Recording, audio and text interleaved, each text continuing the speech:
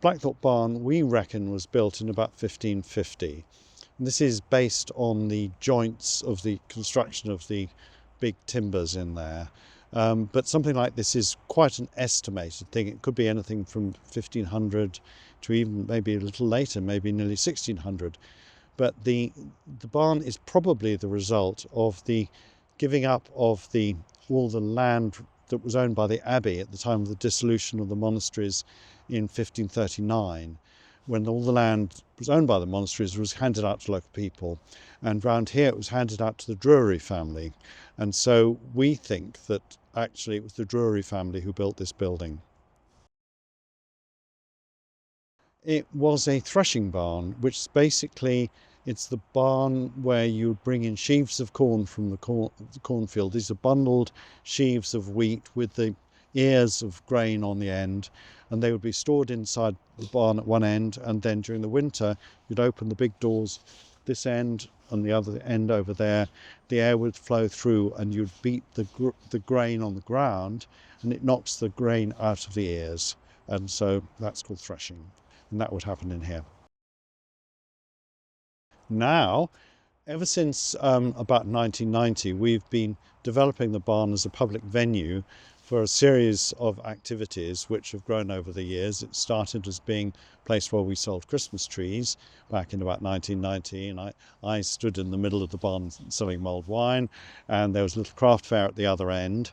And then gradually we've developed all sorts of things. We've had music festivals in there, we've had art exhibitions in there, and all sorts of different things. Weddings happen in there in the summer at the moment. And so it's now become much more of a public space. I mean, it's a really big space inside, and so it sort of suits events that need 100 people minimum, really, for it to not look empty. In 1990, we had to rethatch the barn because it had got to a really bad state. And if we hadn't done that, we would have lost the building. So we bit the bullet at that time and got these people, Dodson Brothers, in to do the thatching, and that saved the building. And then, having got a building, we had to work out what to do with it, because it was full of all sorts of old defunct agricultural machinery and things, which we had to get cleared out. And then we had an empty space, and we still didn't really know what to do with it. And so we started putting on these little events, like, as I said, the Christmas trees and the craft fairs and the mince pies and the mulled wine and the various things, and the concerts and things, and the whole of the barn complex has really developed from that. You know, we had the space, and so we'd think, well, what do you need to go with that? And you need a cafe, or we need, you know, somewhere to change, or you need some toilets, and, you know, various things. And so over the years, the whole place has just kept on developing. And so now we're rethatching again, because it's 35 years later. And we were told when we rethatched the barn to start with, that thatch would last 20 years. And we've made it last 35. But in the middle of that, we did have to re-ridge the roof. The ridge obviously is the bit running along the top, and it's the most vulnerable bit to the weather. And so about 15 years ago, we had a new ridge put on, and that's kept us going for a bit longer.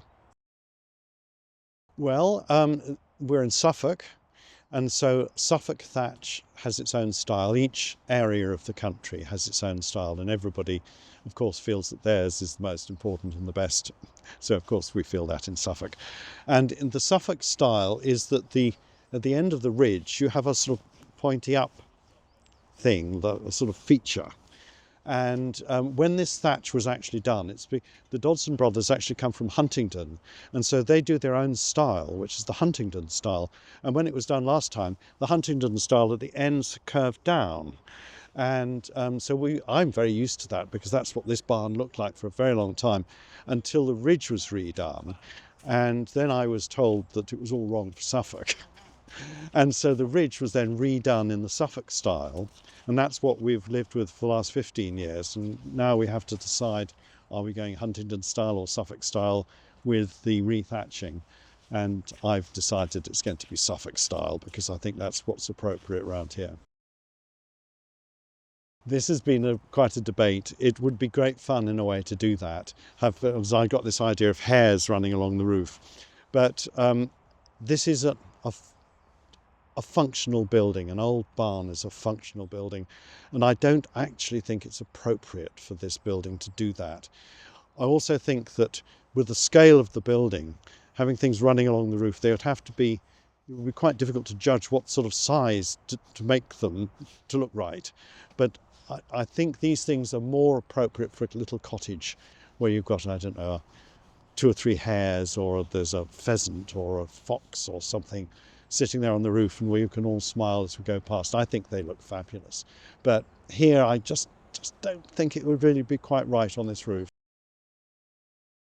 Any challenges? Well, we've just discovered that there's some rot in some of the timbers on the roof, and so we're having to commission some replacement timbers to be made to actually fill the gap.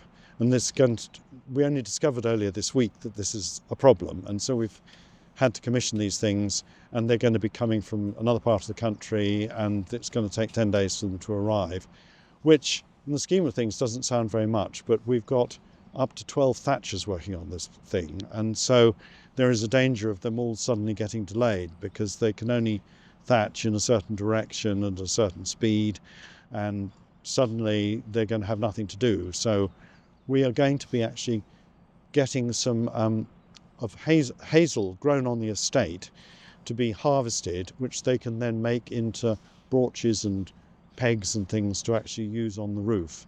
And so they're going to be actually learning on the job, because some of them have never done this before.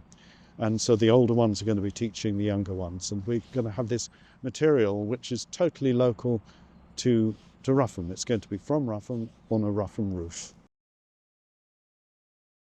The straw is actually from Cambridgeshire, because Dodson Brothers, doing the thatching, also grow their own straw. And the straw has been grown on their fields. They have a small farm of their own where they grow specifically to grow the straw. And so they're growing ancient varieties of wheat to produce this long straw which we use on the roof. Well, lots of details and the traditions of how to actually put the whole thing together. But today we've been learning about how you have to wet. We've had rain today, and it's been a very, very wet period. And you would think the one thing we didn't want to worry about is trying to wet the straw. But actually, we've been looking at the area where the straw is being prepared around the corner. They're actually chucking buckets of water on it this morning because it's not wet enough, even after the rain. So that's a surprise for us, but apparently it dries out really easily.